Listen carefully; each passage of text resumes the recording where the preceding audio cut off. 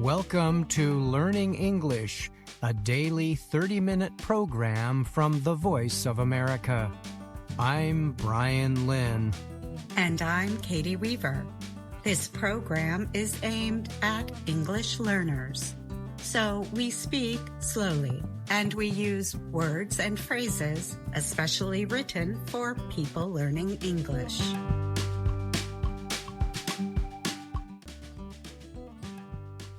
Today on the show, Andrew Smith brings us Ask a Teacher. Anna Mateo has Words and Their Stories. We close with An American Story. Today we hear the Learning English original, The Boy on Gravesend Road. But first... The hug between the two women lasted a long time. An 85-year-old woman put her arms around a younger woman she had not seen for months. She asked her a series of questions in a song-like way. How are you? How is your husband? How are the kids? How are your cows? Are you on good terms with your neighbors? Prudenciene Namukopwa stopped the song to permit the younger woman to answer. The pattern is familiar to her because she has been doing it for many years. Ego, Emmeline Nziamana answered over and over in the local Kirundi language. Yes. The two women were performing a greeting of their ancestors. A group of neighbors watched with surprise. Many were seeing their first performance of the traditional form of musical greeting known to Burundians as akazehe. It is performed only by women. Akazehe is becoming less common, but cultural officials, teachers, and others say the greeting is worth keeping. During disease outbreaks, public health officials urged people to limit close contact. Such recommendations affected the greeting. Among young people in Burundi, it is hard to find those who know what akazehe means. It is even harder to find someone who can perform it. Sandrine Kitonze is a culture advisor in the office of the governor of Ngozi province. She said people stopped doing the greeting even though akazehe made you feel that the person who greets you loves you. Some experts have noted akazehe could help lead to a feeling of unity in Burundi. The country is now largely peaceful, following a period of deadly civil war and political unrest. Annonciate Baragahorana is a teacher in the province of Bujumbura. She told the Associated Press that when she visited the Central Plateau area as a young girl, she was surprised and a little uneasy when women hugged and greeted her in this song-like way. I wanted her to finish quickly, even if it was sweet words to hear. Baragahorana said she feared akazehe may disappear because of the fear of spreading diseases. Now, she said, people greet each other from a distance. Namukobwa lives in Ngozi, a hilly province in Burundi's north. On a recent morning, she was sitting on a mat outside when she saw Nziamana, the visiting daughter of a former neighbor. She rose and welcomed the woman as if she were her own daughter. I felt that the first love she had when I was just a girl is kept until now, said Nziamana, a broadcaster in Ngozi. This means that I am still her daughter. Isaac Nikobiba is an anthropologist in Bujumbura. He said a custom such as akazehe should be kept at all costs because of its role in protecting families. Among communities that practice it, women could tell elder women about any problems at home. That could bring support from the extended family, he said. Nikobiba said the threat to akazehe is part of other effects of modernization. He explained how the custom worked to help younger women. Normally, before starting a home in traditional Burundi, the girl would first receive advice from her father's sister. She would tell the girl, "I will come to greet you after a certain time."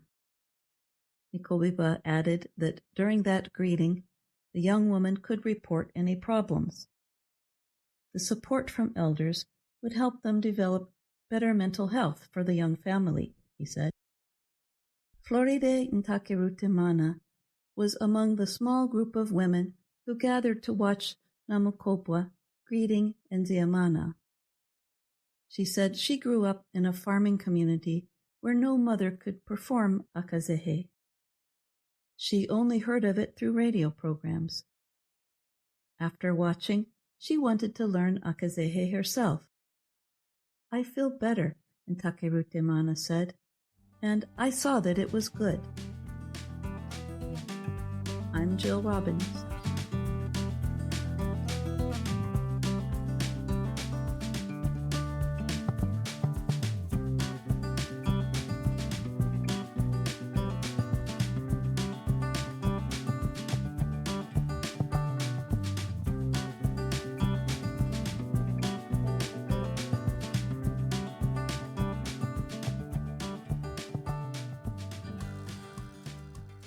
Hello! This week on Ask a Teacher, we answer a question from Haruna in Japan about the usage of the words near and nearby. Dear teacher, today I have a question about two words, near and nearby. What is the difference between these two words? Thank you, and best regards, Haruna. I'm happy to answer this question, Haruna. Both words can mean close in distance to something. The word near also has other meanings, as we will see.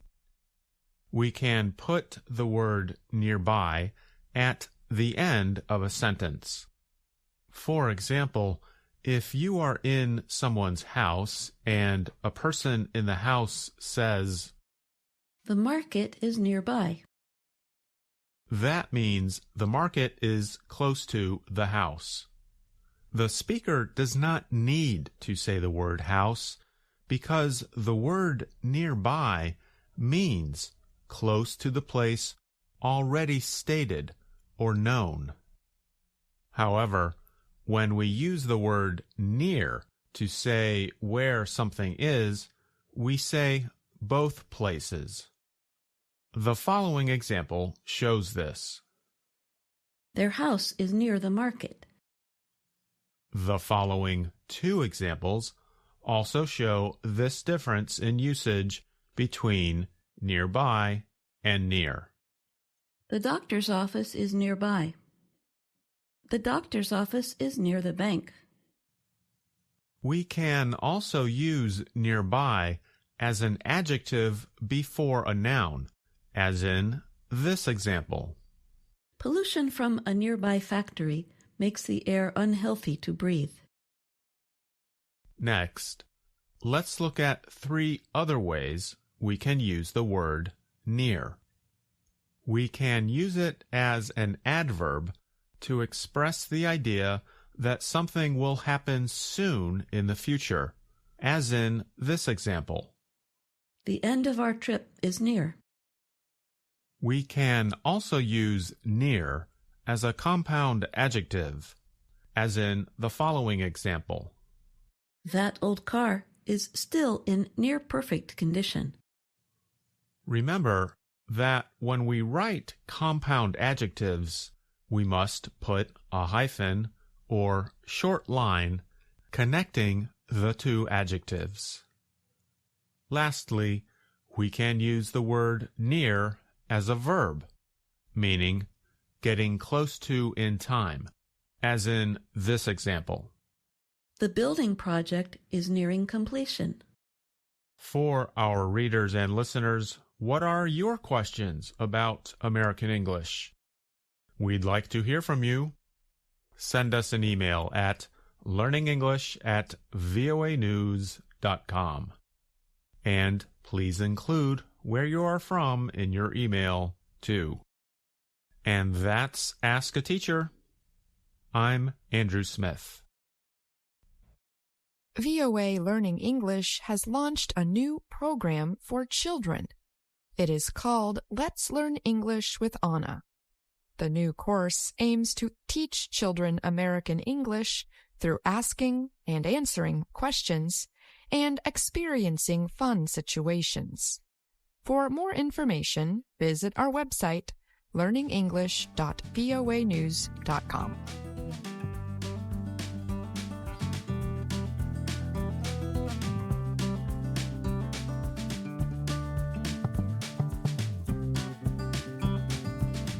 And now, words and their stories from VOA Learning English. We all make mistakes. So we have the expression, to err is human. People who accept responsibility or blame will often say, I'm sorry, or I was wrong. Others might say, it's my fault, or I apologize. Often, friends use expressions like, that was on me, or my bad. But there is another way to say that you accept responsibility, or admit that you made a mistake. Some English speakers may say, mea culpa. If that does not sound like English, that's because it isn't. American Dictionary publisher Merriam-Webster says that mea culpa means through my fault in Latin. The phrase comes from a prayer of confession in the Catholic Church. By itself, the expression is used to mean it was my fault or I apologize. Mea culpa is also a noun. People caught doing something wrong often give or issue a mea culpa. For example, when an official is caught doing something wrong, she might issue a statement that includes a mea culpa. Let's hear an example. The mayor's mea culpa did not change the minds of voters, and she lost the election. Mea culpa is one of many English terms that come from the Latin word culpa, which means guilt. Other examples include culpable, culprit, and exculpate. When someone deserves blame for something, especially something harmful, we say he is culpable for the outcomes. For example, investigators said that the carmaker was culpable for thousands of accidents because of faulty brakes. A culprit is a person guilty of a crime or a fault. That is why police officers often call a person guilty of a crime a culprit. And the word exculpate means to clear someone from suspected fault or guilt. Here's an example. The husband was exculpated of his wife's death when she was found alive, living in Paris under a fake name. And that's all the time we have for this Words and Their Stories. Until next time, I'm Anna Mateo.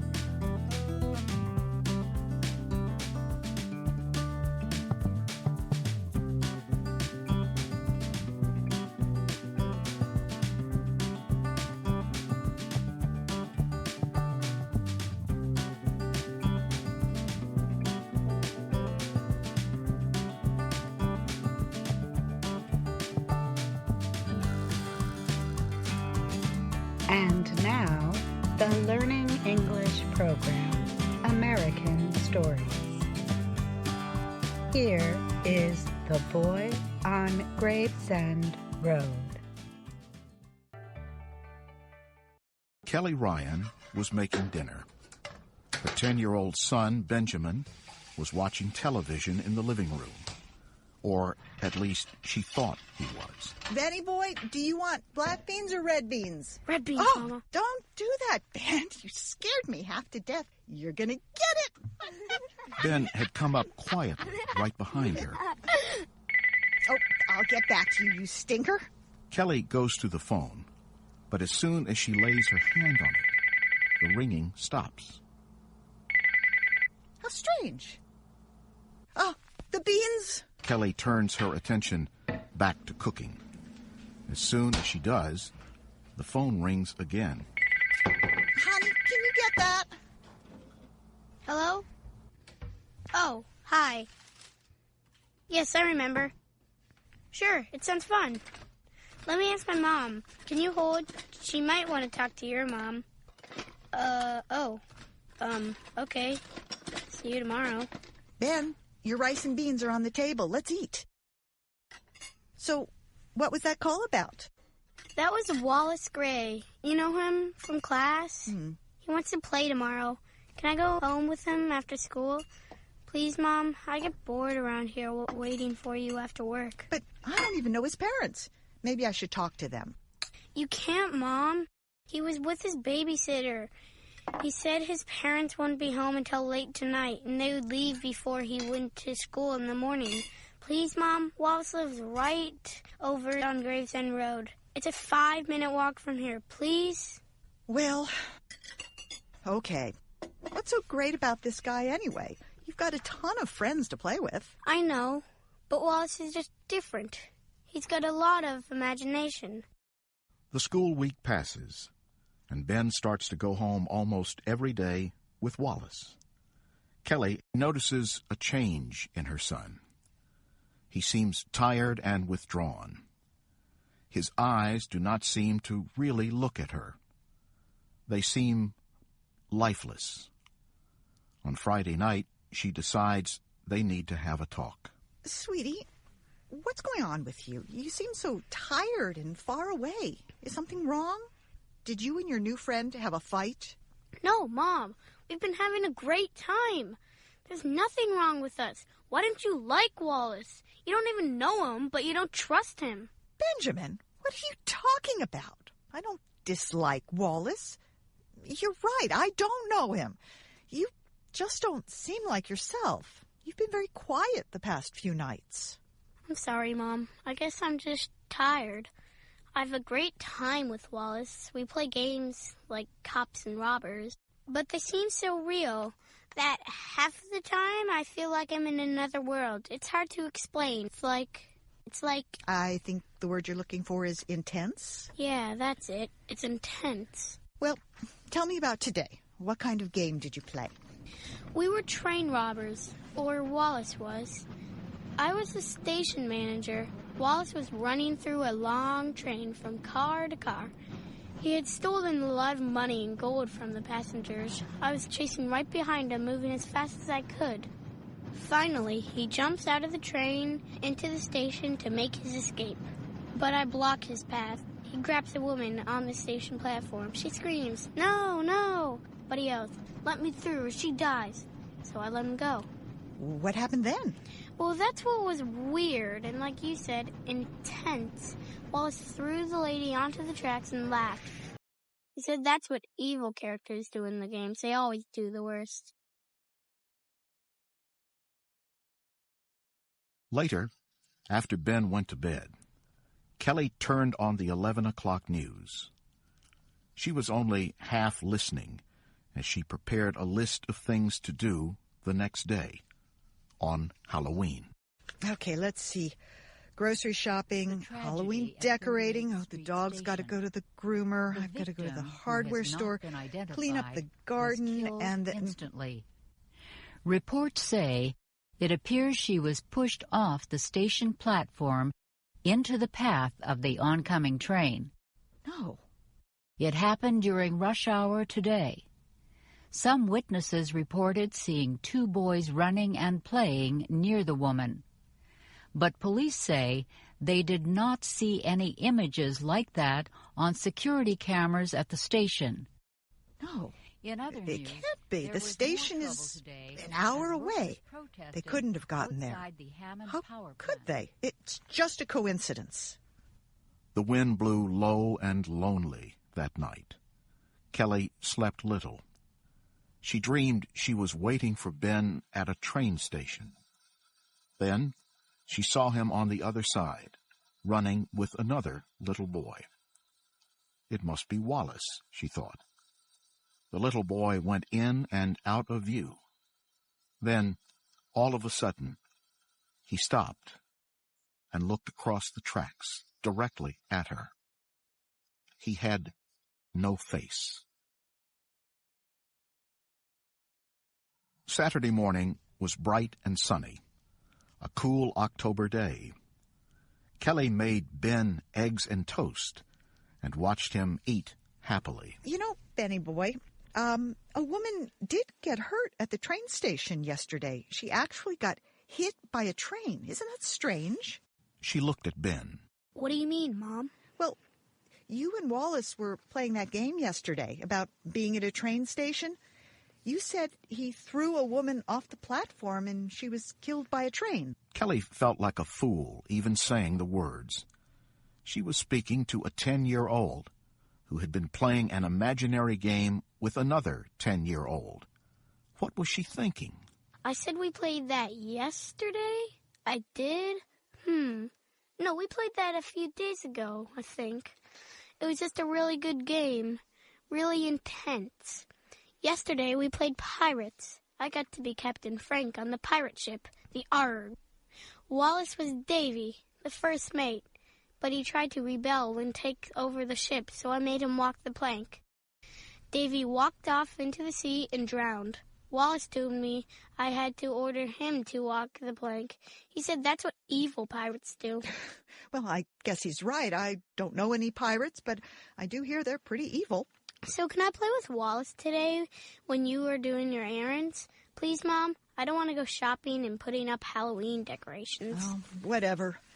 I guess so. I'll pick you up at Wallace's house at about 5:30 so you can get ready for trick-or-treating.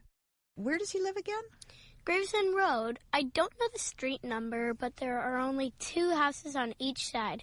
His is the second one on the left. Okay, I can find that easy enough. Do you still want me to pick up a ghost costume for you? Yep. Oh, and guess what, Mom? Wallace says he's a ghost, too. I suppose we'll haunt the neighborhood together. Everywhere Kelly went that day was crowded. She spent an hour and a half just at the market. When she got home, decorating the house for Halloween was difficult. But finally, she had it all up the way she wanted. Oh, gosh, it's 5 already. I don't even have Ben's costume. She jumped into her car and drove to Wilson Boulevard. The party store was just a few blocks away. Kelly soon found the ghost costume that Ben wanted. She bought it and walked out of the store. Hey, Kelly, long time no see. How's Benjamin doing? Eileen, wow, it's great to see you. How's Matt? We've been so busy since the school year started, we haven't seen anyone. Oh, Matt's good. I mean, he broke his arm last month, so no sports for him. It is driving him crazy.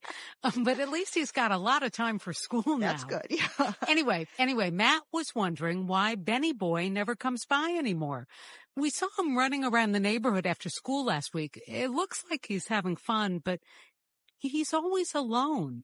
We don't need to set up a play date. Ben should know that. You just tell him to come by anytime. Wait a minute. Alone? What do you mean alone? He started playing with a new friend, Wallace somebody, after school, like every day this past week. Ben hasn't been alone. Wallace Gray. That's it. Do you know him? Does Matt? Oh, Kelly, I'm sure he's a fine kid. I don't know him, but don't worry. Ben's got great taste in friends. We know that. I'm sure he really wasn't alone. He was probably just playing hide and seek or something. I didn't mean to worry you. I guess everybody's on edge because of what happened to the Godwin boy this morning. Kelly suddenly felt cold and scared. What Godwin boy? And what happened to him? She was not sure she wanted to know, but she had to ask. Frank Godwin's youngest boy, Davy, the 5-year-old. You know Frank. We call him Captain. He used to be a ship captain. Well, this morning, the rescue squad found Davy in Blackheart Lake. They also found a little toy boat that his dad had made for him. Davy and his dad named it the Arg. Davy must have been trying to sail it. It's so sad. Wait, he's dead? Yes. Davy drowned. Where's Blackheart Lake? It's right off Gravesend Road, right behind that little cemetery. That's why they call it Gravesend. Kelly, where are you going? I've got to get Benjamin. Kelly raced down Main Street. She had no idea who Wallace Gray was or how he was involved in any of this. But she did not trust him, and she knew her child was in danger. Finally, she was at Gravesend Road. Only 2 houses on each side. She remembered what Ben had told her. Right behind that little cemetery. And what Eileen had told her. Kelly got out of the car and walked down the street. She looked around. The second one on the left. She could see the lake. Some fog was coming up as the sky darkened on this Halloween night. But there was no second house. Instead, what lay before her was grass and large white stones. The cemetery. Kelly walked through the gate into the yard of graves. Ben? No answer. She kept walking. Ben, answer me. I know you're here. Again, no answer. But the wind blew and some leaves began to dance around a headstone. Kelly walked slowly toward the grave. Suddenly, the sky blackened, so dark she could not see anything. She felt a force pushing at her. It tried to push her away from the grave, but she knew she had to stay.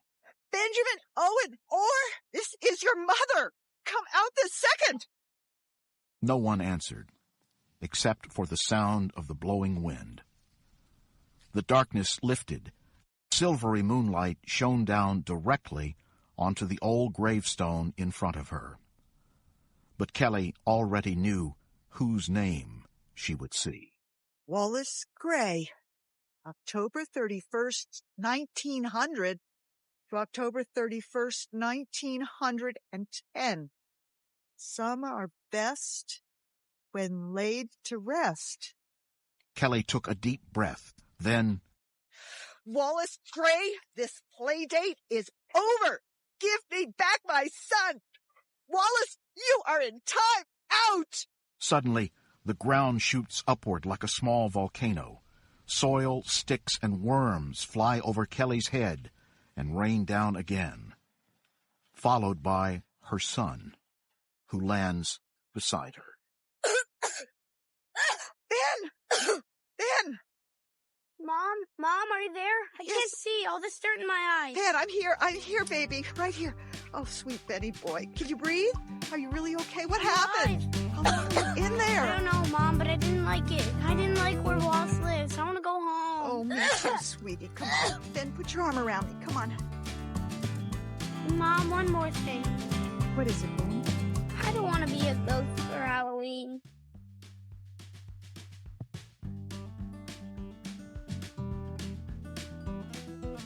Our story, The Boy on Gravesend Road, was written and produced by Caty Weaver. The voices were Andrew Bracken, Faith Lapidus, Catherine Cole, Shirley Griffith, and Jim Tedder. That's all the time we have for today's show, but join us again tomorrow for another VOA Learning English program. Thanks for listening. I'm Caty Weaver. And I'm Brian Lynn.